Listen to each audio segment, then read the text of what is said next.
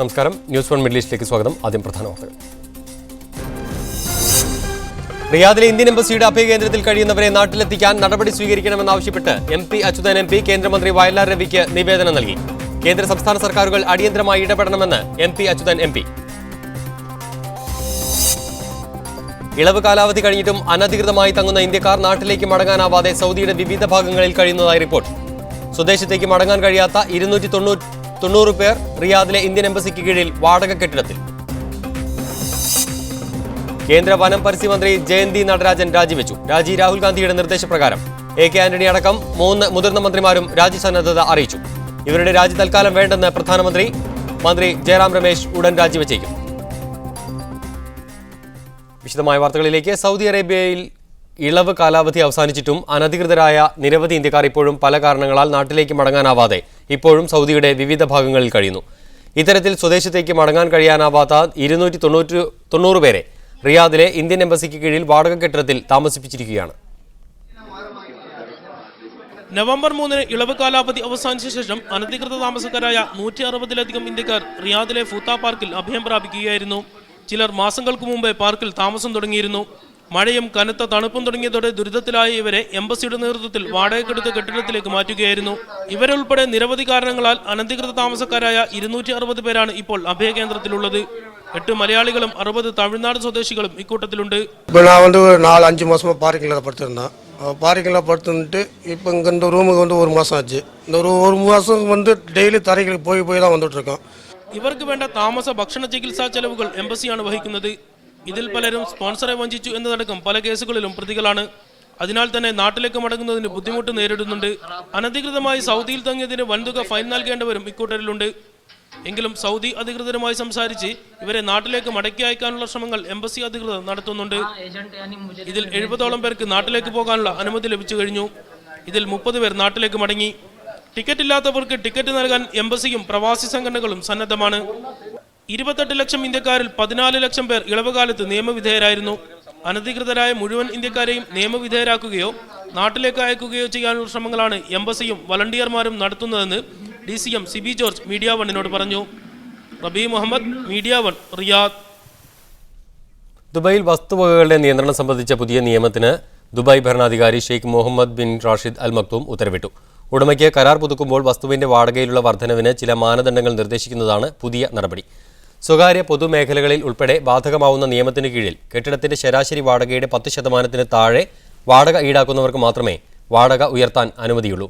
ശരാശരി വാടകയുടെ 11 മുതൽ 20% വരെ താഴെ വാടക വാങ്ങുന്ന കെട്ടിടത്തിന് 5% വരെ വാടക ഉയർത്താം. വാടക 21-നും 30% താഴെയാണെങ്കിൽ 10% വരെ ഉയർത്താവുന്നതാണ്. പരമാവധി ഉയർത്താവുന്ന പരിധി 20%. കെട്ടിട വാടക അനിയന്ത്രിതമായി ഉയർത്തുന്നുവെന്ന പരാതി വ്യാപകമായ സാഹചര്യത്തിലാണ് ഷെയ്ഖ് മുഹമ്മദിന്റെ ഉത്തരവ്. കാലഘട്ടത്തിന്റെ മാറ്റം വിശദീകരിക്കുന്ന മത്തി എന്ന നാടകത്തിലൂടെ അബുദാബിയിൽ നാടകകാലത്തിന് ഉജ്ജ്വലമായ തുടക്കം. തിങ്ങി നിറഞ്ഞ സദസ്സിനെ ആവേശത്തിലാഴ്ത്തിയാണ് കേരള സോഷ്യൽ സെന്റർ സംഘടിപ്പിച്ച 5ാമത് ഭരത് മുരളി നാടകോത്സവത്തിന്റെ ഉദ്ഘാടന ദിവസം മത്തി അവതരിപ്പിച്ചത്. ജനകീയ മത്സ്യമായ മത്തിയിലൂടെ പുതിയ കാലത്തിന്റെ ചുറ്റുവട്ടത്ത് നിൽക്കുകയും സാമൂഹ്യ രാഷ്ട്രീയാവസ്ഥയെ വിശകലനം ചെയ്യുകയും ചെയ്യുന്നതാണ് നാടകത്തിന്റെ പ്രമേയം. കോഴിക്കോടൻ ഭാഷയിലൂടെ പഴയതും ആധുനികവുമായ കാലഘട്ടങ്ങളെ വിചാരണ ചെയ്യുകയാണ് കല അബുദാബി അവതരിപ്പിച്ച ഈ നാടകം. തൃശൂർ നാടകോത്സവത്തിൽ മികച്ച നാടകമായി തിരഞ്ഞെടുക്കപ്പെട്ട മത്തി സംവിധാനം ചെയ്തിരിക്കുന്നത് ജിനോ ജോസഫാണ്. വേദിയിൽ മത്തി പൊരിച്ചുകൊണ്ടാണ് നാടകം ആരംഭിച്ചത്. റഫീഖ്, കുഞ്ഞുപെങ്ങൾ എന്നീ കഥാപാത്രങ്ങളിലൂടെയാണ് നാടകം വികസിക്കുന്നത്. സാമൂഹ്യ രാഷ്ട്രീയാവസ്ഥകളെ വിശകലനം ചെയ്യുന്ന നാടകത്തിൽ നായക കഥാപാത്രമായ റഫീഖ് ആത്മഹത്യ ചെയ്യുകയാണ്. റഫീഖായി അഭിനയിച്ചത് വിനോദ് പട്ടുകവും കുഞ്ഞുപെങ്ങളായി അഭിനയിച്ച ഗോപിയും മികച്ച അഭിനയമാണ് കാഴ്ചവെച്ചത്. വെള്ളിയാഴ്ച അലൈനിൽ അവതരിപ്പിക്കുന്ന മഞ്ജുളൻ സംവിധാനം ചെയ്യുന്ന മഴപ്പാട്ട് വേദിയിലെത്തും.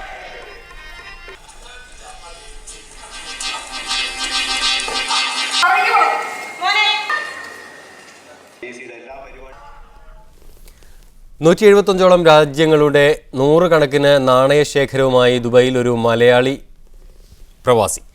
കാസർഗോഡ് സ്വദേശി ഇബ്രാഹിം തവക്കലാണ് ജോലിയോടൊപ്പം നാണയശേഖരത്തിനും സമയം കണ്ടെത്തുന്നത്. 175 രാജ്യങ്ങളുടെ 75 കിലോയിലധികം വരുന്ന 100 കണക്കിന് നാണയങ്ങൾ. ചെറുപ്പനാൾ മുതൽ തന്നെ നാണയശേഖരം ആരംഭിച്ച കാസർഗോഡുകാരൻ ഇബ്രാഹിം തവക്കലിന്റെ കൈവശമുള്ള നാണയശേഖരത്തിന്റെ കണക്കാണിത്. 12 വർഷമായി ദുബായിൽ പ്രവാസിയായി കഴിയുന്ന ഇദ്ദേഹത്തിന് ഗൾഫിലെത്തിയ ശേഷമാണ് വിദേശ രാജ്യങ്ങളുടെ നാണയങ്ങൾ ലഭിച്ചു തുടങ്ങിയത്. ഓരോ രാജ്യത്തിന്റെയും നാണയങ്ങൾ പെട്ടെന്ന് തിരിച്ചറിയുന്നതിനു വേണ്ടി പ്രത്യേകം ഫയൽ ചെയ്തിട്ടുണ്ട്.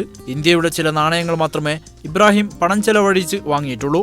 ബാക്കിയൊക്കെയും ദുബായിലെത്തിയ ശേഷം പരിചയക്കാരിൽ നിന്നും കരസ്ഥമാക്കി.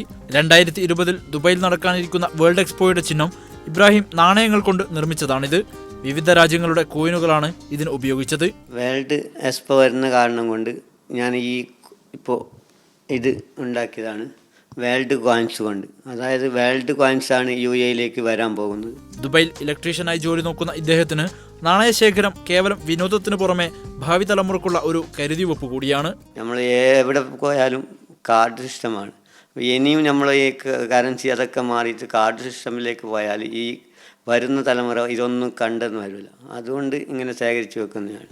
ജോലി തിരക്കിനിടയിലും പഴയകാല നാണയങ്ങളെ പ്രണയിക്കാൻ സമയം കണ്ടെത്തുന്ന ഇബ്രാഹിമിന്റെ ശേഖരത്തിൽ വിവിധ രാജ്യങ്ങളുടെ പാസ്പോർട്ട് കോപ്പികൾ, കൗതുക വാർത്തകളുടെ പത്രക്കട്ടിങ്ങുകൾ എന്നിവയും ഉൾപ്പെടും. തന്റെ ഈ ശേഖരങ്ങൾ കൊണ്ട് ചെറിയൊരു മ്യൂസിയം നിർമ്മിക്കുകയെന്നതാണ് ഇദ്ദേഹത്തിന്റെ ഇപ്പോഴത്തെ സ്വപ്നം. Haris Arikkulam, media 1, Dubai. ഒമാനിലെ ലുലു ഹൈപ്പർ മാർക്കറ്റുകളിൽ ഓറഞ്ച് മേളയ്ക്ക് തുടക്കമായി. ബോഷറിലെ ലുലു ശാഖയിൽ നബീൽ മുഹമ്മദ് അൽ ഷബാനി മേളയുടെ ഉദ്ഘാടനം നിർവഹിച്ചു. ലോകത്തിന്റെ വിവിധ ഭാഗങ്ങളിൽ നിന്നുള്ള നാരങ്ങകളാണ് മേളയിൽ ഒരുക്കിയിരിക്കുന്നത്.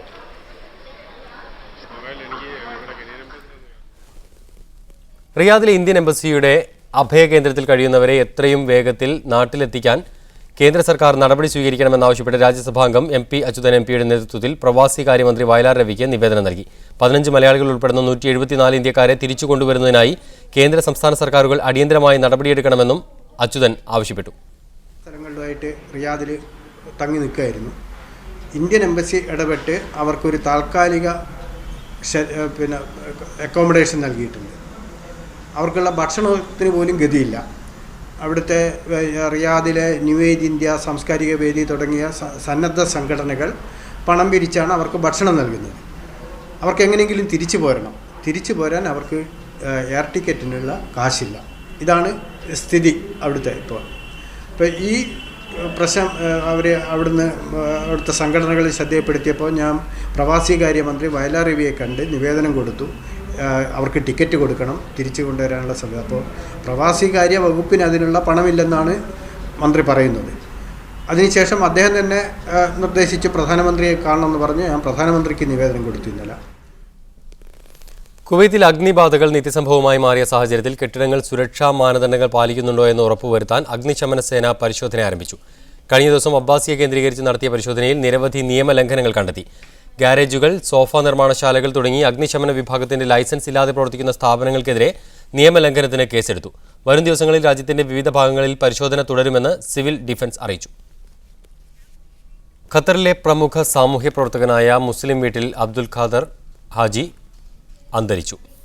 ഹാജിക്ക എന്ന പേരിൽ അറിയപ്പെടുന്ന അബ്ദുൽ ഖാദർ ഹാജിക്ക് 69 വയസ്സായിരുന്നു. വാർദ്ധക്യ സഹജമായ അസുഖങ്ങളാൽ മാസങ്ങളോളം ആശുപത്രിയിൽ ചികിത്സയിലായിരുന്നു. ഖബറടക്കം നാളെ വൈകുന്നേരം 3 മണിക്ക് അബു ഹമറിലുള്ള ഖബർസ്ഥാനിൽ നടക്കും. കുവൈത്തിലെ ഇന്ത്യൻ സെൻട്രൽ സ്കൂൾ ക്രിസ്മസ് പുതുവത്സരാഘോഷങ്ങൾ സംഘടിപ്പിച്ചു. സ്കൂൾ അങ്കണത്തിൽ നടന്ന വർണ്ണശബളമായ പരിപാടിയിൽ ക്രിസ്മസ് കരോൾ, വിദ്യാർത്ഥികളുടെ കലാപ്രകടനങ്ങൾ എന്നിവ അരങ്ങേറി. ഒരു വർഷം നീണ്ടു നിൽക്കുന്ന 20ാം വാർഷികാഘോഷ പരിപാടികളുടെ ലോഗോ പ്രകാശന കർമ്മം Indian central school principal Shantha Maria James, Don Bosco school principal father Lionel എന്നിവർ ചേർന്ന് നിർവഹിച്ചു.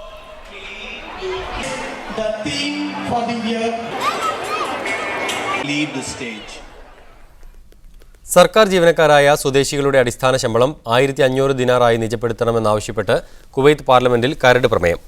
മാദി അൽ ഹാജിരി MP-യാണ് പ്രമേയം അവതരിപ്പിച്ചത്. ജീവിത ചെലവ് വർദ്ധിക്കുന്നതനുസരിച്ച് ശമ്പളത്തിൽ വാർഷിക വർധന ഏർപ്പെടുത്തണമെന്നും പ്രമേയത്തിൽ MP ആവശ്യപ്പെട്ടു. ജീവിത ചെലവ് വർദ്ധിക്കുന്നതനുസരിച്ച് ശമ്പളത്തിൽ വർധന വേണമെന്നും കുട്ടികൾക്ക് ഇപ്പോൾ നൽകുന്ന ഗ്രാന്റ് 100 ദിനാറാക്കി ഉയർത്തണമെന്നും പ്രമേയത്തിൽ MP ആവശ്യപ്പെട്ടിട്ടുണ്ട്. 55 വയസ്സ് കഴിഞ്ഞ തൊഴിൽരഹിതയായ സ്വദേശി സ്ത്രീക്ക് 500 ദിനാറിൽ കുറയാത്ത മാസാന്ത വേതനം നൽകണമെന്ന അഭ്യർത്ഥനയും MP പാർലമെന്റ് മുൻപാകെ അവതരിപ്പിച്ചു. സൗദി അറേബ്യയിലെ ജയിലുകളിൽ കഴിയുന്ന ഇന്ത്യൻ തടവുകാരുടെ വിവരം അനധികൃതമായി ശേഖരിക്കാനുള്ള നീക്കം അധികൃതർ പിടികൂടി. റിയാദിലെ ജയിലിൽ ഫോറം വിതരണം ചെയ്ത് വിവരം ശേഖരിക്കാൻ ശ്രമം നടത്തിയത് ആരാണെന്ന് വ്യക്തമായിട്ടില്ല. സംഭവത്തിൽ സൗദി അധികൃതരും ഇന്ത്യൻ എംബസിയും അന്വേഷണം ആരംഭിച്ചു. നിയമസഹായം ആവശ്യമുള്ള ഇന്ത്യൻ വിചാരണ തടവുകാരുടെ വിവരങ്ങൾ ആവശ്യപ്പെടുന്ന അച്ചടിച്ച ഫോറം ജയിലിൽ വിതരണം ചെയ്ത് വിവരങ്ങൾ ശേഖരിക്കാനായിരുന്നു പദ്ധതി.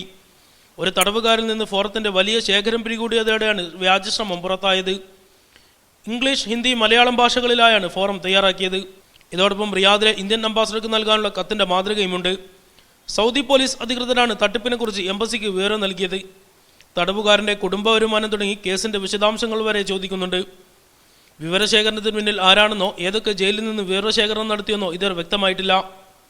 എന്തിനു വേണ്ടിയാണ് വിവരങ്ങൾ ആരായുന്നതെന്നോ അറിയില്ല.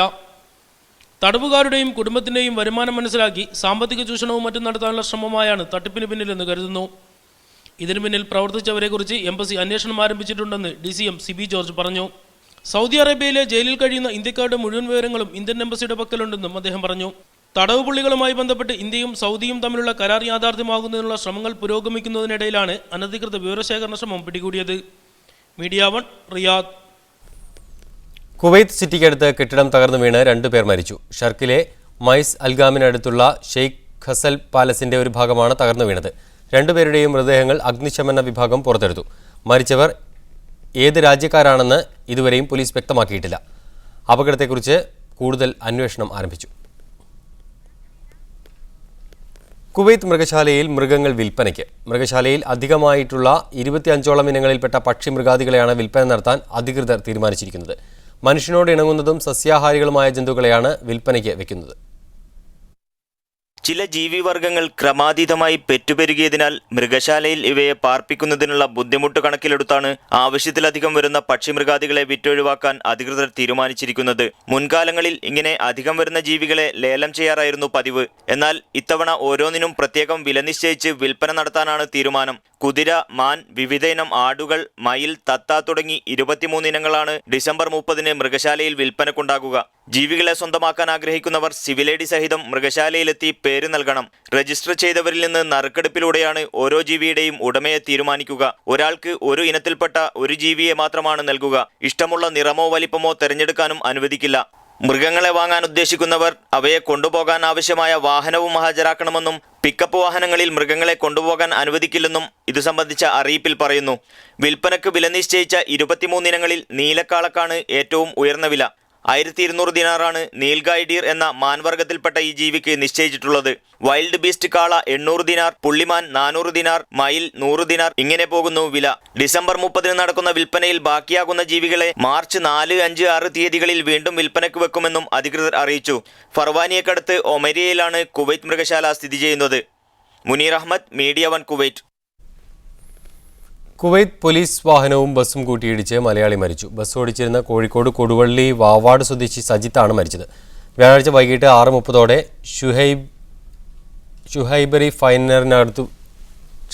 ഷുഹൈബ റിഫൈനറിക്ക് അടുത്ത് വെച്ചായിരുന്നു അപകടം. മുസ്തഫ കറം കമ്പനി ജീവനക്കാരനാണ് സജിത്ത്. ഭാര്യ ഷിംന, 2 മക്കളുണ്ട്.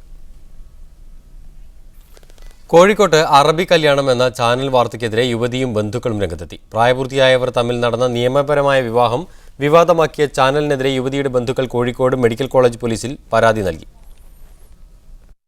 കുറ്റിക്കാട്ടൂരിൽ താമസിക്കുന്ന മുഹമ്മദ് കോയയുടെ മകൾ ജംസീനയെ അറബി കല്യാണം നടത്തിയെന്നായിരുന്നു വാർത്ത. പ്രായപൂർത്തിയായ പെൺകുട്ടിയെ മധ്യവയസ്കനായ അറബിക്ക് വിവാഹം ചെയ്തു നൽകിയെന്ന വാർത്ത പെൺകുട്ടിയും മാതാപിതാക്കളും നിഷേധിച്ചു. തന്റെ സമ്മതപ്രകാരമാണ് വിവാഹം നടത്തിയതെന്ന് പെൺകുട്ടി പറഞ്ഞു. ഏഷ്യനെറ്റിൽ ഒരു ന്യൂസ് കണ്ടു. എനിക്ക് 16 വയസ്സും ഹസ്ബൻഡിന് 40 വയസ്സുമാണെന്ന്. അതൊരിക്കലും ശരിയല്ല. എൻ്റെ ഇഷ്ടപ്രകാരമാണ് ഞാൻ കല്യാണം കഴിക്കുന്നത്. നിയമപരമായ വിവാഹത്തെയും കുടുംബത്തെയും അപമാനിച്ച ചാനലിനെതിരെ നടപടി ആവശ്യപ്പെട്ട് പെൺകുട്ടിയുടെ സഹോദരൻ പോലീസിൽ പരാതി നൽകി. മാനവനാവകാശത്തിന് പരിഹാരത്തിന് കേസ് കൊടുക്കണം. ഞങ്ങൾക്ക് അതേ തീരൂ. അല്ലാണ്ട് ഒരു പെൺകുട്ടിന്റെ ഭാവി നശിപ്പിക്കല്ലേ ഇത് ചെയ്യുന്നത്. വരനായ അബ്ദുൾ റഹ്മാൻ റാഷിദ് അൽ സലീഹ് അൽമാൻസൂരി എന്ന UAE പൗരന് 30 വയസ്സാണ് പ്രായം. പെൺകുട്ടിക്ക് 24 വയസ്സും. പാസ്പോർട്ടും രേഖകളും വയസ്സ് തെളിയിക്കാനായി ഇരുവരും ഹാജരാക്കി. മീഡിയ 1 കോഴിക്കോട്. ലൈംഗിക ആരോപണം നേരിടുന്ന മുൻ ജസ്റ്റിസ് AK ഗാംഗുലിക്കെതിരെ കേസെടുക്കാൻ പ്രഥമ ദൃഷ്ട്യാ തെളിവുണ്ടെന്ന് അറ്റോർണി ജനറൽ. ബംഗാൾ മനുഷ്യാവകാശ കമ്മീഷന്റെ അധ്യക്ഷ പദവിയിൽ നിന്ന് അദ്ദേഹത്തെ മാറ്റുന്നതിന് കേന്ദ്ര സർക്കാരിന് നിയമോപദേശവും AG നൽകി. തനിക്കെതിരെയുള്ള ആരോപണം ശരിയല്ലെന്ന നിലപാടിൽ ഉറച്ചു നിൽക്കുകയാണ് AK ഗാംഗുലി. അയോധ്യയിൽ വർഗീയ സംഘർഷം സൃഷ്ടിക്കാനുള്ള ശ്രമം പോലീസും ജില്ലാ ഭരണകൂടവും ചേർന്ന് നിഷ്ഫലമാക്കി. ബാബരി മസ്ജിദിന് 500 മീറ്റർ അകലെയുള്ള ജിനദി മസ്ജിദിന്റെ മതിൽ അക്രമികൾ തകർക്കുകയും മസ്ജിദിനോട് ചേർന്ന് താമസിച്ചിരുന്ന ഒരു BA വിദ്യാർത്ഥിയെ ചിലർ അടിച്ച് കൊലപ്പെടുത്തുകയും ചെയ്തു. അയോധ്യയിൽ പരമപ്രതിഷ്ഠാൻ കോളേജിലെ BA അഗ്രികൾച്ചർ 2ാം വർഷ വിദ്യാർത്ഥിയായ ബീഹാർ സ്വദേശി മുഹമ്മദ് ഡാനിഷാണ് കൊല്ലപ്പെട്ടത്. സംഭവം നടന്നയുടൻ തന്നെ അധികൃതർ സ്ഥലത്തെത്തുകയും തകർന്ന മതിൽ പുനർനിർമ്മിക്കുകയും ചെയ്തു. താൽക്കാലിക രാമക്ഷേത്രത്തിലെ പൂജാരി മഹന്ത് സത്യേന്ദ്രദാസ് സംഭവത്തെ അപലപിച്ചു. ആസന്നമായ തെരഞ്ഞെടുപ്പ് മുന്നിൽ കണ്ട് രാഷ്ട്രീയ ലാഭം കൊയ്യാനുള്ള ആസൂത്രിത നീക്കമാണിതെന്ന് അദ്ദേഹം കുറ്റപ്പെടുത്തി. ഉത്തർപ്രദേശിലെ മറ്റൊരു ക്ഷേത്ര നഗരമായ വാരാണസിയിൽ ഇന്നലെ നരേന്ദ്രമോദിയുടെ റാലി നടന്നിരുന്നു. മണൽ മാഫിയയ്ക്കെതിരെ ഒറ്റയാൾ പോരാട്ടം നടത്തുന്ന ജസീറയ്ക്ക് വ്യവസായി കൊച്ചൌസെ ചിറ്റിലപ്പള്ളിയുടെ പാരിതോഷികം 5 ലക്ഷം രൂപയാണ് സമ്മാനം. അനധികൃതമായി മണലൂറ്റുന്നത് നിർത്തുന്നതിന് വേണ്ടി പോരാടുന്ന ജസീറ ഇപ്പോൾ ഡൽഹിയിൽ ജന്തർ മന്ദറിന് മുന്നിലാണ് പ്രതിഷേധിക്കുന്നത്. നേരത്തെ ക്ലിഫ് ഹൗസ് ഉപരോധത്തോട് പ്രതികരിച്ച തിരുവനന്തപുരത്തെ വീട്ടമ്മ സന്ധ്യയ്ക്കും ചിറ്റിലപ്പള്ളി 5 ലക്ഷം രൂപ സമ്മാനമായി നൽകിയിരുന്നു. കൊച്ചൌസെ ചിറ്റിലപ്പള്ളി 5 ലക്ഷം രൂപ ധനസഹായം പ്രഖ്യാപിച്ചതിൽ ഏറെ സന്തോഷമുണ്ടെന്ന് ജസീറ പറഞ്ഞു. ഡൽഹി ജന്തർ മന്ദറിൽ മാധ്യമങ്ങളിലൂടെ വാർത്തയറിഞ്ഞ ശേഷം പ്രതികരിക്കുകയായിരുന്നു അവർ. ഇത് സമരത്തിനുള്ള അംഗീകാരമാണെന്നും സമരത്തെ അവഗണിച്ച സർക്കാരിനുള്ള തിരിച്ചടിയാണെന്നും ജസീറ പറഞ്ഞു. അത് വളരെയധികം സന്തോഷമുണ്ട്. ആ ഒരു പ്രതികരണം ഞാൻ വാർത്ത കണ്ടപ്പോൾ തന്നെ, പത്രങ്ങളിൽ വായിച്ചപ്പോൾ തന്നെ എനിക്ക് എങ്ങനെയെങ്കിലും അങ്ങോട്ട് എത്തണം എന്നുള്ള, എങ്ങനെയെങ്കിലും ഒന്ന് കേരളത്തിലെത്തിയെങ്കിൽ നേരിട്ടൊന്ന് കണ്ട് സന്ധ്യ അഭിനന്ദിക്കണം എന്നുണ്ടായിരുന്നു. കാരണം അപ്പോൾ അതിന് പിറ്റേന്ന് തന്നെ ഇങ്ങനെ ഒരു ഇതും അംഗീകാരം കൂട്ടിയപ്പോൾ ഭയങ്കരമായിട്ട് സന്തോഷിച്ചു. ഇത് ശരിക്കും പറഞ്ഞാൽ എന്നെ അവഗണിക്കുന്ന, സത്യസന്ധതക്കെതിരെ കണ്ണെടുക്കുന്ന ഗവൺമെന്റിന് ഒരു തിരിച്ചടിയായിട്ട് തന്നെയാണ് എനിക്ക് തോന്നുന്നത്. SJDക്ക് ലോക്സഭാ സീറ്റിന് അർഹതയുണ്ടെന്ന് മന്ത്രി ആര്യാടൻ മുഹമ്മദ്. 17 സീറ്റിലും കോൺഗ്രസ് മത്സരിക്കുമെന്ന AICC തീരുമാനം അന്തിമമല്ലെന്നും ആര്യാടൻ പറഞ്ഞു. അങ്ങനെ ഇവിടെ സീറ്റിൻ്റെ ചർച്ചയെ നടത്തിയിട്ടില്ല, മനസ്സിലായി. ചർച്ച നടത്തി UDFിലെ ഘടകകക്ഷികളായിട്ട് കൂടി ചർച്ച നടത്തിയേ നമുക്ക് ഏതൊക്കെ സീറ്റാൻ തീരുമാനിക്കാൻ പറ്റൂ. പാർലമെന്റ് തെരഞ്ഞെടുപ്പിൽ അധിക സീറ്റ് സംബന്ധിച്ച് തക്ക സമയത്ത് ആവശ്യമുന്നയിക്കുമെന്ന് KM മാണി. കർഷകദ്രോഹ നിർദ്ദേശങ്ങൾ പിൻവലിക്കാതെ കസ്തൂരിരംഗൻ റിപ്പോർട്ട് നടപ്പാക്കുക സാധ്യമല്ലെന്നും മാണി കോട്ടയത്ത് പറഞ്ഞു. അങ്ങനെ ഒരു സീറ്റിന് സമയമായില്ലല്ലോ ചോദിക്കാനാണ്. സമയമായില്ല. തിരഞ്ഞെടുപ്പ് നോട്ടിഫിക്കേഷൻ വരുമ്പോഴേ അതൊക്കെ ആ സമയം വരുമ്പോൾ ചർച്ചയായില്ല. എന്നാലും ഒരു സീറ്റ് മതി സമയമായില്ല, അത് സമയത്ത് പറയാം. 17 സീറ്റിലും കോൺഗ്രസ് തന്നെ മത്സരിക്കാൻ എന്ന ഹൈക്കമാൻഡ് നിർദ്ദേശത്തിന് പിറകെ UDFിലെ വിവിധ നേതാക്കളിൽ നിന്നുള്ള പ്രതികരണങ്ങളും വന്നു തുടങ്ങി. അതാണ് നമ്മൾ കണ്ടത്. ഈ വിഷയത്തെക്കുറിച്ച് സംസാരിക്കുന്നതിന് യൂത്ത് കോൺഗ്രസ് നേതാവ് ശ്രീ ആദമുൽസി കോഴിക്കോട് ബ്യൂറോയിൽ നിന്ന്, ഒപ്പം സലിം മടവൂർ സോഷ്യലിസ്റ്റ് യുവജനത നേതാവ് സംസ്ഥാന പ്രസിഡന്റ്, അദ്ദേഹം കോഴിക്കോട് സ്റ്റുഡിയോയിൽ, ഒപ്പം മാധ്യമം deputy news editor K Baburaj Kozhikode സ്റ്റുഡിയോയിൽ ചേരുന്നു. ആദ്യം ശ്രീ സലിം മടവൂർ, ഈ ചർച്ച നടക്കുന്നു, അല്ലെങ്കിൽ ഈ രീതിയിലുള്ള ഒരു വാർത്ത പുറത്തു വരുന്നു, അതിന് പിന്നാലെ ഘടകകക്ഷി നേതാക്കളിൽ നിന്നും ഉമ്മൻചാണ്ടിയിൽ നിന്നും എല്ലാം പ്രതികരണം വരുന്നു. സോഷ്യലിസ്റ്റ് ജനത ഈ ലോക്സഭാ തെരഞ്ഞെടുപ്പിൽ പരിഗണിക്കപ്പെടും എന്ന് തോന്നുന്നുണ്ടോ? തീർച്ചയായിട്ടും. കാരണം സോഷ്യലിസ്റ്റ് ജനത കേരളത്തിലെ എല്ലാ നിയോജക മണ്ഡലങ്ങളിലും സാമാന്യം നല്ല രാഷ്ട്രീയ സ്വാധീനമുള്ള ഒരു രാഷ്ട്രീയ പ്രസ്ഥാനമാണ്. കഴിഞ്ഞ ദിവസം തിരുവനന്തപുരത്ത് ഞങ്ങളുടെ ഒരു വളണ്ടിയർ മാർച്ച് പോലും, അത് കേരളത്തിൽ എല്ലാ രാഷ്ട്രീയ പാർട്ടികൾക്കും ശ്രദ്ധ കൊടുക്കുന്ന രൂപത്തിൽ, ഞങ്ങളുടെ സ്വാധീനം തെളിയിക്കുന്ന രൂപത്തിലുള്ള ഒരു സമ്മേളനം തിരുവനന്തപുരത്ത് നടക്കുകയുണ്ടായി. എല്ലാ ജില്ലയിലും കേരളത്തിൽ UDFിൽ കോൺഗ്രസിനും ലീഗിനും കേരള കോൺഗ്രസിനും ഒപ്പം തന്നെ, അല്ലെങ്കിൽ കേരള കോൺഗ്രസിനോടൊപ്പം സാമാന്യമായ സ്വാധീനമുള്ള രാഷ്ട്രീയ പ്രസ്ഥാനമാണ്. ആ നിലക്ക് LDFിൽ നിന്ന് ഞങ്ങളുടെ പ്രസ്ഥാനം മുന്നണി മാറിയ സമയത്ത് ഇടതുപക്ഷ ജനാധിപത്യ മുന്നണി പരമ്പരാഗതമായി, പ്രത്യേകിച്ച് വടകര പോലുള്ള മണ്ഡലത്തിൽ കോൺഗ്രസും അതേപോലെ തന്നെ BJPയുടെയും പിന്തുണയുണ്ടായിട്ടും അവിടെ സ്ഥാനാർത്ഥി രത്നസിംഗ് എന്ന് പറയുന്ന സ്ഥാനാർത്ഥി പരാജയപ്പെട്ടൊരു ചരിത്രം നമ്മുടെ മുമ്പിലുണ്ട്. അതുപോലെ മറികടന്നുകൊണ്ട് അവിടെ ഐക്യജനാധിപത്യ മുന്നണിയുടെ ശ്രീ മുല്ലപ്പള്ളി രാമചന്ദ്രൻ വിജയിച്ചത് തീർച്ചയായും സോഷ്യലിസ്റ്റ് ജനതയുടെ മുന്നണി മാറ്റത്തിലൂടെയാണ്. അപ്പോൾ സോഷ്യലിസ്റ്റ് ജനത ആ മുന്നണി മാറ്റത്തിലൂടെ കേരളത്തിൽ പല നിയോജക മണ്ഡലത്തിലും നിർണായക സ്വാധീനമാണ്, നിർണായക ശക്തിയാണെന്ന് കഴിഞ്ഞ തെരഞ്ഞെടുപ്പിൽ, പാർലമെൻറ്റ് തെരഞ്ഞെടുപ്പിൽ തെളിയിക്കപ്പെട്ടിട്ടുണ്ട്. അതിനെ തുടർന്നുണ്ട ഞങ്ങളുടെ പ്രവർത്തനങ്ങളിൽ തെളിയിക്കപ്പെട്ടിട്ടുണ്ട്. സ്വാഭാവികമായും കൂടുതൽ സീറ്റ് കേരളത്തിൽ നേടാൻ വേണ്ടി ആഗ്രഹിക്കുന്ന ശ്രീമതി സോണിയാഗാന്ധിയുടെ നേതൃത്വത്തിലുള്ള UPAക്ക് കൂടുതൽ സീറ്റ് നേടണമെന്ന് ആഗ്രഹിക്കുന്ന ഐക്യജനാധിപത്യ മുന്നണി ഞങ്ങളുടെ പാർട്ടിയെയും മാന്യമായി പരിഗണിക്കുമെന്ന് തന്നെയാണ് ഞങ്ങൾ പ്രതീക്ഷിക്കുന്നത്. ശ്രീ ആദമുൽസി, അപ്പോൾ വടകര അല്ലെങ്കിൽ വയനാട് ഈ സീറ്റുകൾ അവർ ചോദിക്കും, അതിനപ്പുറം ആ സഹായം കൂടി ഉണ്ടെങ്കിലേ UPAക്ക് ഇവിടെ നിന്ന് വേണ്ടത്ര സീറ്റുകൾ ലഭ്യമാവുകയുള്ളൂ? ഇവിടെ സീറ്റ് വിഭജനവുമായി ബന്ധപ്പെട്ട ചർച്ചകൾ സത്യത്തിൽ കേരളത്തിലെ ഐക്യ ജനാധിപത്യ മുന്നണിക്കകത്ത് ആരംഭിച്ചിട്ടില്ല.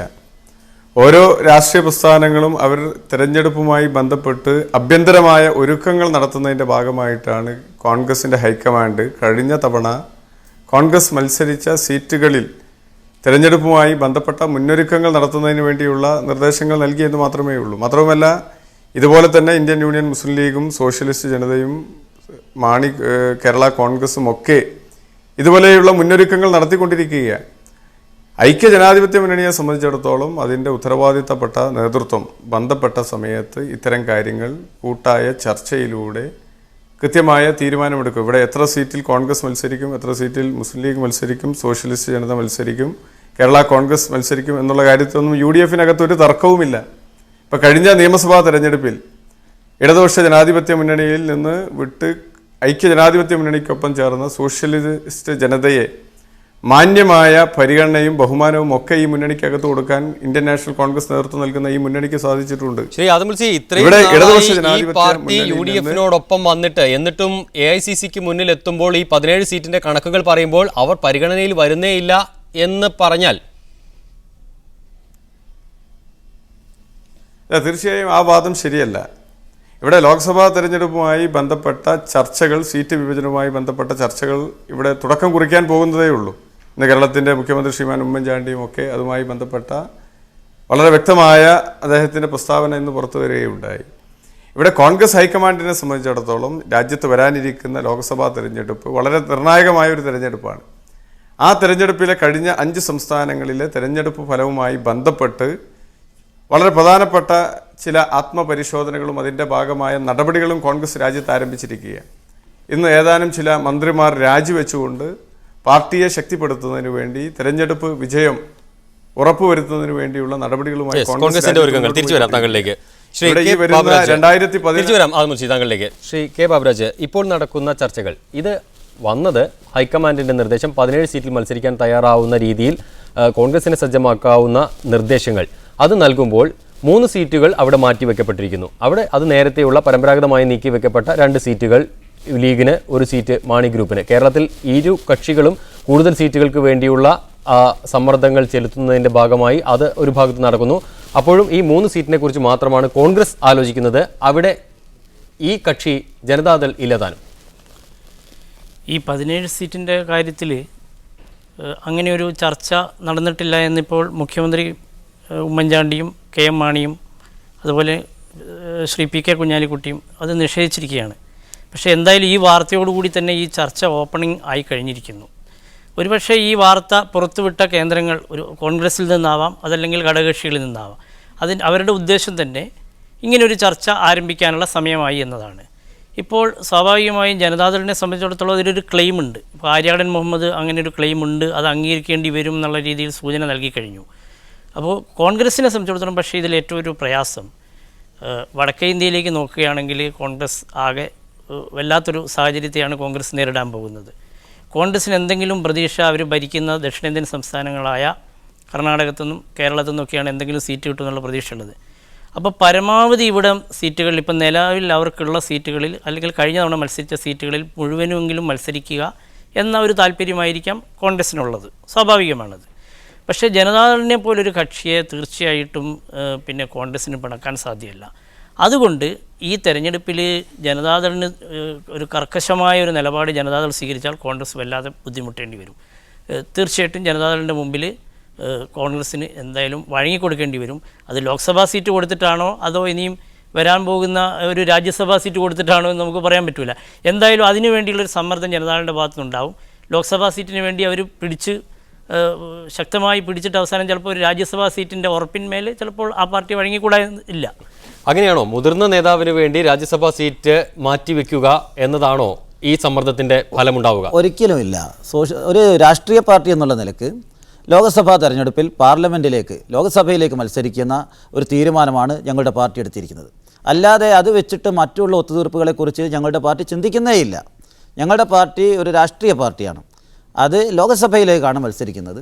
സ്വാഭാവികമായി ലോക്സഭാ തെരഞ്ഞെടുപ്പിൽ സീറ്റ് ഈ പാർട്ടിക്ക് പരിഗണിക്കുമെന്ന്, അല്ലെങ്കിൽ ഐക്യ ജനാധിപത്യ മുന്നണിയിലെ സ്വാധീനമുള്ള രാഷ്ട്രീയ പാർട്ടികളെ മാന്യമായി പരിഗണിക്കുമെന്ന് ഐക്യ ജനാധിപത്യ മുന്നണിയുടെ നേതാക്കൾ പറഞ്ഞിട്ടുണ്ട്.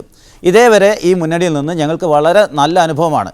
ഞങ്ങൾക്ക് മുൻ അക്കൗണ്ട് ഇല്ല. ഞങ്ങൾ സീറോയിൽ നിന്ന് ഈ മുന്നണിയിൽ തുടങ്ങിയ ആളുകളാണ്. നിയമസഭാ തെരഞ്ഞെടുപ്പിൽ മാന്യമായി പരിഗണിച്ചു. അതിനുശേഷമുള്ള ബോർഡ് കോർപ്പറേഷൻ വിഭജനത്തിൽ അവിടെയും ഞങ്ങൾക്ക് മാന്യമായ പരിഗണന കിട്ടിയിട്ടുണ്ട്. അത്തരം പരിഗണന ഈ പാർട്ടിയെ കണ്ടറിഞ്ഞുകൊണ്ട് ഐക്യ ജനാധിപത്യ മുന്നണിയുടെ നേതാക്കളുടെ ഭാഗത്തു നിന്ന് ഈ വരുന്ന പാർലമെൻറ്റ് തെരഞ്ഞെടുപ്പിലും അത്തരത്തിലുള്ള ഒരു പരിഗണന ഈ പാർട്ടിക്ക് കിട്ടുമെന്ന് തന്നെയാണ് പ്രതീക്ഷിക്കുന്നത്. അക്കാര്യത്തിൽ ഞങ്ങളുടെ പാർട്ടിയുടെ തലത്തിൽ സീറ്റ് കിട്ടില്ല എന്നുള്ള ഒരു സംശയം പോലും ഞങ്ങൾ വെച്ച് പുലർത്തുന്നില്ല. തീർച്ചയായും വിജയസാധ്യതയുള്ള ഒരു സീറ്റിൽ ഈ പാർട്ടി കേരളത്തിൽ നിന്ന് പാർലമെൻറ്റിലേക്ക് മത്സരിക്കും. ശ്രീ ആദമുൽ, വിജയസാധ്യതയുള്ള ആ 2 സീറ്റുകൾ, ഒന്ന് വയനാട് സീറ്റാണ്, ഒന്ന് വടകര സീറ്റാണ്, രണ്ടും കോൺഗ്രസിൻ്റേതുമാണ്. ഞാൻ പറഞ്ഞല്ലോ, അങ്ങനെ ഒരു വിഭജനത്തിൻ്റെ ചർച്ചകളിലേക്ക് ഇതുവരെ നമ്മൾ പോയിട്ടില്ല. മാത്രവുമല്ല, ഇവിടെ പറഞ്ഞിരിക്കുന്നത് കോൺഗ്രസിനെ സംബന്ധിച്ചിടത്തോളം കഴിഞ്ഞ തവണ കോൺഗ്രസ് മത്സരിച്ച സീറ്റുകളിലെ തയ്യാറെടുപ്പ് ആരംഭിച്ചു കഴിഞ്ഞു. അതോടൊപ്പം തന്നെ കോൺഗ്രസ് ഐക്യ ജനാധിപത്യ മുന്നണിയിലെ പ്രബല കക്ഷികളായിട്ടുള്ള ഈ 3 രാഷ്ട്രീയ പാർട്ടികൾക്കും അവരുടേതായ ഡിമാൻഡുകൾ മുന്നോട്ട് വെക്കാനുള്ള ജനാധിപത്യ രീതിയിലുള്ള എല്ലാ അവകാശവും ഈ മുന്നണിക്കകത്തുണ്ട്. ഇവിടെ ഐക്യ ജനാധിപത്യ മുന്നണിയെയും ഇടതുപക്ഷ ജനാധിപത്യ മുന്നണിയെയും വ്യത്യസ്തമാക്കുന്നതും അതുതന്നെയാണ്. ഐക്യ ജനാധിപത്യ മുന്നണിക്കകത്തുള്ള വളരെ വിശാലമായ അഭിപ്രായ പ്രകടനങ്ങൾ നടത്തുന്നതിനും അതുപോലെ തന്നെ ഇത്തരം ഡിമാൻഡുകൾ മുന്നോട്ട് വെക്കുന്നതിനും ഒക്കെയുള്ള ഒരു പ്ലാറ്റ്ഫോമാണ് സോഷ്യലിസ്റ്റ് ജനത എന്ന് പറയുന്ന ഒരു രാഷ്ട്രീയ പ്രസ്ഥാനത്തെ ഒരു പ്രത്യേക രാഷ്ട്രീയ സാഹചര്യത്തിൽ UDF എത്തിച്ചിട്ടുള്ളത്. നേരെ മറിച്ച് ഇടതുപക്ഷ ജനാധിപത്യ മുന്നണിക്കകത്ത് അവസരം കിട്ടുമ്പോൾ വെട്ടി നിരത്തുന്ന സമീപനമാണ് പലപ്പോഴും ഇടതുപക്ഷ ജനാധിപത്യ മുന്നണി സ്വീകരിച്ചിട്ടുള്ളത്. നമുക്കറിയാം, കഴിഞ്ഞ പിറവം ഉപതെരഞ്ഞെടുപ്പിൽ ശ്രീ അനൂപ് ജേക്കബ് വിജയിച്ചു വന്നപ്പോൾ അദ്ദേഹത്തെ മന്ത്രിസഭയിൽ ഉൾക്കൊള്ളുന്നതിന് ഒറ്റക്കെട്ടായി ഐക്യ ജനാധിപത്യ മുന്നണിയുടെ നേതൃത്വം എടുത്ത തീരുമാനം നമുക്കെല്ലാവർക്കും അറിയാം. മാത്രമല്ല, ഇവിടെ സോഷ്യലിസ്റ്റ് ജനതയുടെ നേതാവ് ശ്രീ സലീം മടവൂർ ഇവിടെ സൂചിപ്പിച്ചതുപോലെ ഈ മുന്നണിക്കകത്ത് വന്നതിന് ശേഷം ഇതുവരെ മാന്യമായിട്ടുള്ള ഒരു പരിഗണന ഇതിനകത്ത് കിട്ടിയെന്ന് പറയുമ്പോൾ ഈ ലോക്സഭാ തെരഞ്ഞെടുപ്പുമായി ബന്ധപ്പെട്ട് സീറ്റ് വിഭജനത്തിൻ്റെ കാര്യത്തിൽ ഒരു തർക്കവും ഐക്യ ജനാധിപത്യ മുന്നണിക്കകത്തുണ്ടാകുകയില്ല.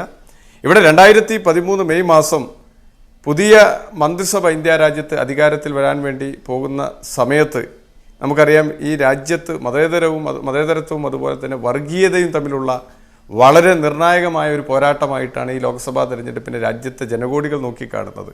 അപ്പോൾ ഇങ്ങനെ ഒരു തെരഞ്ഞെടുപ്പ് ഫലം പുറത്തു വരുമ്പോൾ രാജ്യത്ത് ഇന്ത്യൻ നാഷണൽ കോൺഗ്രസ് നേതൃത്വം നൽകുന്ന UPA സഖ്യമാണോ അതല്ലെങ്കിൽ BJP നേതൃത്വം നൽകുന്ന വർഗീയ കക്ഷികളാണോ ഈ രാജ്യത്തിൻ്റെ ഭരണം കൈയാളേണ്ടത് എന്ന് നിർണായകമായി താങ്കളിലേക്ക് ശ്രീ ബാബുരാജ്, അപ്പോൾ ആ നിലയ്ക്ക് കോൺഗ്രസിനെ UDFനെ ശക്തിപ്പെടുത്തുന്നതിൻ്റെ ഭാഗമായി UPAയെ ശക്തിപ്പെടുത്തുന്നതിൻ്റെ ഭാഗമായി 2 സീറ്റുകൾ താങ്കൾ ആദ്യം പറഞ്ഞതുപോലെ ഈ 2 സീറ്റുകൾ വച്ചു കൊടുക്കാൻ ജനതാദളിന് കൊടുക്കാൻ അവർ തയ്യാറാകുമോ? മറിച്ച് താങ്കൾ പറഞ്ഞതുപോലെ രാജ്യസഭാ സീറ്റിലേക്ക് തന്നെയാണോ ഇത് വിരൽ ചൂണ്ടുന്നത്? ഇപ്പോൾ ഇതിൽ പരാമർശിച്ച 2 സീറ്റുകൾ എന്ന് പറഞ്ഞാൽ ഒന്ന് വയനാടാണ്. വയനാട് കോൺഗ്രസിനെ സംബന്ധിച്ചിടത്തോളം ഒരുപക്ഷെ കേരളത്തിൽ കോൺഗ്രസിന് പൂർണ്ണമായിട്ടും എളുപ്പത്തിൽ ജയിക്കാൻ പറ്റുന്ന ഒരു സീറ്റ് എന്ന് നമുക്ക് എഴുതാൻ പറ്റുന്ന ഒരു സീറ്റ് വയനാട് മാത്രമാണ്. മറ്റ് സീറ്റുകളെല്ലാം വളരെ ഫൈറ്റിംഗ് സീറ്റാണ്. കഴിഞ്ഞ തവണ ഏറ്റവും കൂടുതൽ വലിയ ഭൂരിപക്ഷത്തിനാണ് MA ഷാനവാസ് അവിടെ ജയിച്ചത്. അങ്ങനെ ഒരു സീറ്റ് കോൺഗ്രസ് വിട്ടുകൊടുക്കും എന്ന് കരുതാൻ മാത്രം സാധിക്കില്ല, അങ്ങനെ കരുതാൻ കഴിയില്ല. അതുപോലെ തന്നെയാണ് വടകര കഴിഞ്ഞ തവണത്തെ പോലെ അത്ര എളുപ്പത്തിൽ പിന്നെ UDFന് ജയിക്കാൻ പറ്റുന്ന ഒരു മണ്ഡലമല്ല. എങ്കിലും അവിടെ ഇപ്പോൾ മുല്ലപ്പള്ളി രാമചന്ദ്രൻ അവിടുത്തെ സിറ്റിംഗ് പിന്നെ MP ആണ്. കോൺഗ്രസിൻ്റെ ഒരു സിറ്റിംഗ് സീറ്റാണ്. കോൺഗ്രസിൻ്റെ ഒരു സിറ്റിംഗ് സീറ്റ് കോൺഗ്രസ് വിട്ടുകൊടുക്കുക എന്നത് ആ പാർട്ടിയെ സംബന്ധിച്ചിടത്തോളം വല്ലാതെ പ്രയാസം. പ്രത്യേകിച്ചും അദ്ദേഹം കേന്ദ്രത്തിൽ ആഭ്യന്തര സഹമന്ത്രിയും കൂടിയാണ്. അപ്പോൾ അങ്ങനെ ഒരാളുടെ സിറ്റിംഗ് സീറ്റ് കോൺഗ്രസ് സോഷ്യലിസ്റ്റ് ജനതയ്ക്ക് വിട്ടുകൊടുക്കുമെന്ന് എനിക്ക് കരുതാൻ കഴിയില്ല എന്തായാലും. അപ്പോൾ സ്വാഭാവികമായിട്ടും ഇപ്പോൾ ജനതാദൾ മാത്രമല്ല, ഇതേപോലെ തന്നെ മുസ്ലിം ലീഗും സ്വാഭാവികമായിട്ടും 3 സീറ്റ് ചോദിക്കും. ഇപ്പോൾ ആദമുൽ ഇവിടെ പറഞ്ഞ പോലെ ഒരു പിന്നെ തർക്കമില്ലാതെ ഒരു കാലത്തും UDFന് ഒരു തർക്കമില്ലാതെ ഈ പ്രശ്നം പരിഹരിക്കാൻ കഴിയില്ല. KM മാണി സ്വാഭാവികമായിട്ട് 2 സീറ്റ് ആവശ്യപ്പെടും. അദ്ദേഹം ഇടുക്കി സീറ്റിന് ഇടുക്കി സീറ്റ് ചോദിക്കും എന്നുള്ള കാര്യം ഉറപ്പാണ്. ഇടുക്കി കോൺഗ്രസിൻ്റെ സിറ്റിംഗ് സീറ്റാണ്, അവർക്ക് കൊടുക്കാൻ ബുദ്ധിമുട്ടുണ്ടാവും. അപ്പോൾ ഇങ്ങനെയുള്ള പ്രശ്നങ്ങളുണ്ട്. അപ്പോൾ എന്ത് പറഞ്ഞാലും ഈ ഇലക്ഷൻ്റെ ചർച്ചയ്ക്ക് മുന്നോടിയായിട്ട് ഈ 3 പാർട്ടികളുടെ ലീഗ് സ്വാഭാവികമായിട്ടും, പക്ഷേ അവർ 3 സീറ്റ് എല്ലാ വർഷവും ലീഗ് ചോദിക്കാറുണ്ട്, എല്ലാ തവണയും ചോദിക്കാറുണ്ട്. പക്ഷേ പിന്നീട് ലീഗ് അതിൽ സ്റ്റിക്ക് ഓൺ ചെയ്യാതെ പിന്മാറുകയാണ് ചെയ്യുന്നത്. ഇത്തവണയും ലീഗ് ഒരു സ്ഥിരം ഒരു പല്ലവി എന്ന നിലയ്ക്ക് 3 സീറ്റ് ചോദിക്കുന്നല്ലാതെ ലീഗ് അതിൽ ഉറച്ചു നിൽക്കുമെന്ന് തോന്നുന്നില്ല. പ്രത്യേകിച്ചും 5ാം മന്ത്രിസ്ഥാനം ലീഗിന് നൽകിയതിൻ്റെ പേരിൽ തന്നെ കോൺഗ്രസ് ധാരാളം പഴികേട്ടതാണ്. അതുകൊണ്ട് കോൺഗ്രസിനെ പ്രതിസന്ധിയിലാക്കുന്ന ഒരു തീരുമാനം എന്തായാലും മുസ്ലിം ലീഗ് എടുക്കില്ല. പക്ഷേ KM മാണിയുടെ പാർട്ടിയും സോഷ്യലിസ്റ്റ് ജനതയും അതിൽ ശക്തമായ രീതിയിൽ അവർ പിടിമുറുക്കും. അതിന് എന്തെങ്കിലും വലിയ രീതിയിൽ കോൺഗ്രസ് അവർക്ക് പ്രത്യുപകാരം ചെയ്യേണ്ടി വരും. അല്ലാതെ ഈ സീറ്റ് വിട്ടുകൊടുത്തുകൊണ്ട് കോൺഗ്രസ് ഒരു കോംപ്രമൈസിന് തയ്യാറാകും എന്ന് ഞാൻ സ്വന്തം സീറ്റ് വിട്ടുകൊടുത്തുകൊണ്ട് ഒരു കോംപ്രമൈസിന് കോൺഗ്രസ് തയ്യാറാവുകയില്ല എന്ന് തന്നെയാണ് ശ്രീ കെ ബാബുരാജ് പറയുന്നത്. സ്വാഭാവികമായും അതിൽ ന്യായമുണ്ട് താനും. അത് പ്രായോഗികമാവുക വളരെ പ്രയാസവുമാണ്. ഞാൻ പറഞ്ഞല്ലോ, ഈ രാജ്യത്തെ തെരഞ്ഞെടുപ്പ് ഫലം വരുമ്പോൾ ഏറ്റവും വലിയ ഒറ്റകക്ഷി ആര് എന്നുള്ളതാണ് ഏറ്റവും നിർണായകമായ ചോദ്യം. അപ്പം കോൺഗ്രസ് നേതൃത്വം നൽകുന്ന ഈ മുന്നണിക്കകത്തുള്ള രാഷ്ട്രീയ പാർട്ടികൾ, ഇവിടെ മതേതരത്വത്തിന് വേണ്ടി ഉറച്ച നിലപാടുകൾ സ്വീകരിക്കുന്ന രാഷ്ട്രീയ പ്രസ്ഥാനങ്ങളാണ് ഇന്ത്യൻ യൂണിയൻ മുസ്ലിം ലീഗും സോഷ്യലിസ്റ്റ് ജനതയും കേരള കോൺഗ്രസും ഒക്കെ. അപ്പം നിയമസഭകളിലേക്ക് നടക്കുന്ന തെരഞ്ഞെടുപ്പും ലോക്സഭകളിലേക്ക് നടക്കുന്ന തെരഞ്ഞെടുപ്പും വ്യത്യസ്തമാണ്, നമുക്ക് എല്ലാവർക്കും അറിയാം. അപ്പം വളരെ നിർണായകമായ ഈ തെരഞ്ഞെടുപ്പിൽ ഒരു വശത്തെ അവകാശങ്ങളും ഡിമാൻഡുകളും ഒക്കെ നിൽക്കുമ്പോൾ തന്നെ യാഥാർത്ഥ്യം ഉൾക്കൊണ്ടുകൊണ്ടുള്ള ഒരു തീരുമാനം, ഒരു കൂട്ടായ തീരുമാനം ഇക്കാര്യത്തിൽ ഐക്യജനാധിപത്യ മുന്നണിയുടെ ഘടകകക്ഷികൾക്കിടയിൽ ഉണ്ടാക്കാൻ സാധിക്കും. ഇന്നലകളിൽ ഒരുപാട് ചരിത്രങ്ങളുണ്ട്. ഇത്തരം സമയങ്ങളിലൊക്കെ തന്നെ ഐക്യജനാധിപത്യ മുന്നണിക്കകത്ത് കൂട്ടായ തീരുമാനങ്ങളിലൂടെ മുന്നോട്ട് പോയ ചരിത്രമാണ് ഐക്യജനാധിപത്യ മുന്നണിക്കുള്ളത്. അതുകൊണ്ട് തന്നെ ഈ ഒരു കാര്യത്തിൽ വലിയ പ്രശ്നങ്ങളില്ലാതെ മുന്നോട്ട് കൊണ്ടുപോകാൻ സാധിക്കുമെന്നുള്ളതാണ് കോൺഗ്രസിനെ സംബന്ധിച്ചിടത്തോളം. ശ്രീ സലിം മടവൂർ, അപ്പോൾ കേന്ദ്രത്തിൽ BJP ഇതര സർക്കാർ വരുന്നതിന് വേണ്ടി കോംപ്രമൈസ് ചെയ്യാൻ ബാധ്യസ്ഥരാണ്. അതിൽ ഒരു മതേതര കക്ഷിയായ താങ്കളുടെ കക്ഷിയും അതിന് തയ്യാറാവും. അവിടെ കോംപ്രമൈസ് ചെയ്യേണ്ടത് ആര്? കോൺഗ്രസ് ആണോ മറിച്ച് ഘടകകക്ഷികളാണോ? അല്ല, ഓരോ സംസ്ഥാനത്തെ സ്വാധീനത്തിനനുസരിച്ച് ഇപ്പോൾ വാർത്തകൾ വരുന്നു. ഉത്തർപ്രദേശിൽ അവിടെ BSPയുമായിട്ട് കോൺഗ്രസ് വിട്ടുവീഴ്ച ചെയ്തുകൊണ്ട് അവിടെ BSPയുമായിട്ടുള്ള ഒരു അഡ്ജസ്റ്റ്മെൻറ്റ് വേണ്ടി വരികയാണ്. അപ്പോൾ കഴിഞ്ഞ തവണ മത്സരിച്ച സീറ്റുകളിൽ മാത്രമായി ഒതുങ്ങിക്കൊണ്ട് ബാക്കി സീറ്റുകളിൽ ഇതര രാഷ്ട്രീയ പാർട്ടികളുമായി സഖ്യമുണ്ടാക്കുകയാണ്. ബീഹാറിലും അത്തരത്തിലുള്ള വിട്ടുവീഴ്ചയ്ക്ക് വേണ്ടി കോൺഗ്രസ് തയ്യാറാവുന്നു. കാരണം ദേശീയ തലത്തിൽ ഒരു മതേതര സർക്കാർ അധികാരത്തിൽ വരണമെങ്കിൽ കോൺഗ്രസിൻ്റെ നേതൃത്വത്തിലുള്ള ഒരു ഗവൺമെൻറ് അധികാരത്തിൽ കോൺഗ്രസ്സാണ് വിട്ടുവീഴ്ചയ്ക്ക് തയ്യാറാവേണ്ടത്. കോൺഗ്രസ് സ്വാഭാവികമായി ചെയ്തുകൊണ്ടിരിക്കുന്നുണ്ടല്ലോ. ഇപ്പോൾ കേരളത്തിൽ തന്നെ സ്വാഭാവികമായി ഇപ്പോൾ കഴിഞ്ഞ നിയമസഭാ തെരഞ്ഞെടുപ്പിൽ ഞങ്ങൾ വളരെ ഉൾക്കൊള്ളുന്നു. കോൺഗ്രസ്സാണ് സോഷ്യലിസ്റ്റ് ജനതയ്ക്ക് മുന്നണിയിൽ പുതുതായി കടന്നു വന്ന സമയത്ത് എല്ലാ സീറ്റുകളും കോൺഗ്രസ്സാണ് വിട്ടുതന്നത്. കോൺഗ്രസിൻ്റെ സീറ്റുകളാണ് വിട്ടുതന്നത്. മറ്റുള്ള ഇതര ഘടകകക്ഷികളുടെ സീറ്റുകളൊന്നും കുറയ്ക്കാതെ കോൺഗ്രസ് മാന്യമായ വിട്ടുവീഴ്ച ചെയ്തിട്ടുണ്ട്. അക്കാര്യത്തിൽ ഞങ്ങളുടെ പാർട്ടി അവരോട് വളരെ ബഹുമാനം. കാരണം ഇടതുപക്ഷ ജനാധിപത്യ മുന്നണിയിൽ ഓരോ വർഷവും സീറ്റിൻ്റെ എണ്ണം കുറഞ്ഞു. ഞങ്ങളുടെ പാർട്ടിയുടെ 2001 ഞങ്ങളുടെ പാർട്ടി മത്സരിച്ചത് 12 സീറ്റുകളിലാണ്. അത് 2006 ആയപ്പോഴത്തേക്കും 8 സീറ്റ്, 4 സീറ്റിനെ കുറിച്ച് ഒരു ചർച്ചയും ഉണ്ടായില്ല. തോൽക്കുന്ന സീറ്റുകൾ CPM ഏറ്റെടുക്കുമെന്ന് പറഞ്ഞുകൊണ്ട് 4 സീറ്റുകൾ അവർ ഏറ്റെടുത്തു. ചാലക്കുടി, കൊടുവള്ളി അടക്കമുള്ള സീറ്റുകൾ. അടുത്ത തെരഞ്ഞെടുപ്പിൽ വീണ്ടും പാർലമെന്റ് സീറ്റ് നഷ്ടപ്പെടുത്തി. പക്ഷേ ആദ്യം മുൻസി പറയുന്നത് UPA സർക്കാർ അധികാരത്തിൽ വരാൻ ഘടകകക്ഷികൾ കോംപ്രമൈസിന് തയ്യാറാവുമെന്നാണ്. എല്ലാവരും ചെയ്യേണ്ടി വരുമല്ലോ സ്വാഭാവികമായിട്ടും. എല്ലാവരും സ്വാഭാവികമായിട്ടും ഇത്തരത്തിൽ വിട്ടുവീഴ്ച ചെയ്താൽ മാത്രമേ കേന്ദ്രത്തിൽ ഇത്തരത്തിൽ എല്ലാ സംസ്ഥാനങ്ങളിലും ആ വിട്ടുവീഴ്ചയുടെ ചർച്ചകൾ നടക്കുന്നു. അപ്പോൾ കേരളത്തിൽ മാത്രം ഇല്ലാതിരിക്കില്ലല്ലോ, കേരളത്തിലുണ്ടാവും. ഐക്യജനാധിപത്യ മുന്നണിയുടെ നേതാക്കൾ കൂട്ടായി ഇരുന്നു കൊണ്ട് ചർച്ച ചെയ്തുകൊണ്ട് എല്ലാ പാർട്ടികളുടെയും സമ്മതത്തോടു കൂടി ആരും ഈ മുന്നണിയുടെ എതിരായിട്ടുള്ളൊരു സാഹചര്യം ഉണ്ടാവാത്ത രൂപത്തിൽ വളരെ മാന്യമായ ഒരു ഒത്തുതീർപ്പ് കേരളത്തിലുണ്ടാവും. പ്രത്യേകിച്ച് ഇടതുപക്ഷ ജനാധിപത്യ മുന്നണിയിലുള്ള അവിടെ നിന്നുള്ള അനുഭവം ഞങ്ങൾക്കുണ്ട്. അവിടെ സീറ്റ് ഞങ്ങൾ ഏറ്റെടുത്തിരിക്കുന്നെന്നാണ് പറഞ്ഞത്, ചർച്ച ഉണ്ടായിട്ടില്ല. ഇവിടെ ചർച്ച ഉണ്ടല്ലോ. ശ്രീ ബാബുരാജ്, അപ്പോൾ കോൺഗ്രസ് അധികാരത്തിൽ വരാൻ വേണ്ടി, UPA അധികാരത്തിൽ വരാൻ വേണ്ടി, BJP ഇതര കക്ഷി അധികാരത്തിൽ വരാൻ വേണ്ടി കോൺഗ്രസ് തന്നെ വിട്ടുവീഴ്ചയ്ക്ക് തയ്യാറാകുമെന്നും ജനതാദൾ ആ അർത്ഥത്തിൽ SJDക്ക് കേരളത്തിൽ ഒരു സീറ്റ് നൽകാൻ കോൺഗ്രസ് തയ്യാറാകുമെന്നുമാണ് സലിം മടവൂരിൻ്റെ അല്ലെങ്കിൽ അവരുടെ പ്രതീക്ഷ. അങ്ങനൊരു പ്രതീക്ഷ എപ്പോഴും നല്ലതാണ്. പ്രതീക്ഷയിലാണല്ലോ എല്ലാം, രാഷ്ട്രീയത്തിൽ പ്രത്യേകിച്ചും. സ്വാഭാവികമായിട്ടും കോൺഗ്രസിനെ സംബന്ധിച്ചിടത്തോളം വലിയൊരു വിഷയമാണിത്. കോൺഗ്രസ് ഈ അടുത്ത ഇലക്ഷനിൽ മുന്നോടിയായിട്ട് നടത്തുന്ന ചർച്ചയിൽ കോൺഗ്രസിനെ ഏറ്റവും പ്രയാസത്തിലെത്തിക്കുന്ന ഒരു ഘടകവുമാണിത്. ഒരു പക്ഷേ ഇനിയിപ്പോൾ വടകര, കോഴിക്കോട് മാറ്റിവെച്ചിട്ട് ചിലപ്പം തെക്കൻ ജില്ലകളിൽ എവിടെയെങ്കിലും ചിലപ്പോൾ കോൺഗ്രസിനൊരു സീറ്റ് കൊടുക്കാൻ ചിലപ്പോൾ അവർ തയ്യാറായെന്ന് വരും. പക്ഷേ വടകര സീറ്റും വയനാട് സീറ്റ്, ഈ 2 സീറ്റ് കോൺഗ്രസ് വിട്ടുകൊടുക്കാനുള്ള സാധ്യത വളരെ കുറവാണ്. അങ്ങനെ ഒരു കോംപ്രമൈസിന് കോൺഗ്രസ് തയ്യാറാവുകയാണെങ്കിൽ കോൺഗ്രസിനെ സംബന്ധിച്ചിടത്തോളം വലിയ തിരിച്ചടി ആ പാർട്ടി തന്നെ വലിയ എതിർപ്പും അവർക്ക് വല്ലാതെ പ്രയാസം, അണികളെ അഭിമുഖീകരിക്കാൻ വല്ലാത്തൊരു പ്രയാസം ഇലക്ഷൻ്റെ സമയത്തുണ്ടാവും. രാജ്യസഭ കൂടുതൽ സുരക്ഷിതമാണ് എന്ന തോന്നലും അവർക്കുണ്ടാവുമോ? തീർച്ചയായിട്ടും. ഈ ജനതാദൾ ഈ സമ്മർദ്ദം ശക്തിപ്പെടുത്തുന്നത് തന്നെ സ്വാഭാവികമായിട്ട് ഇത്തരം കേസുകളിലൊക്കെ എല്ലാ കാലവും നടക്കുന്നത് അങ്ങനെയാണ്. ഇപ്പോൾ മുമ്പ് കെ എം മാണിയുടെ വിഷയം ഉണ്ടായപ്പോഴും അദ്ദേഹത്തെ പിന്നെ കോൺഗ്രസ് അവസാനം തൃപ്തിപ്പെടുത്തുന്നത്, ഒരു അനുരഞ്ജനത്തിലെത്തിക്കുന്നത് പിന്നീട് ഒഴിവ് വരുന്ന സമയത്ത് രാജ്യസഭാ സീറ്റ് നൽകാം എന്ന ഒരു വാഗ്ദാനത്തിലൂടെയാണ്. അങ്ങനെയാണ് എല്ലാ കാലത്തും ഘടകകക്ഷികളെ കോൺഗ്രസ് തൃപ്തിപ്പെടുത്തിയിട്ടുള്ളത്. ഈ തെരഞ്ഞെടുപ്പിനും സ്വാഭാവികമായിട്ടും അങ്ങനെയാണ് സംഭവിക്കാൻ പോകുന്നത്. ശക്തമായ രീതിയിൽ സമ്മർദ്ദം ചെലുത്തുകയും ഒടുവിൽ അടുത്ത രാജ്യസഭാ സീറ്റ് ഒഴിവ് വരുമ്പോൾ അത് തരാമെന്ന് പറയും. ഒരർത്ഥത്തിൽ ജനതാദളിനെ സംബന്ധിച്ചിടത്തോളം അത് വളരെ സേഫ് ആവുകയും ചെയ്യും.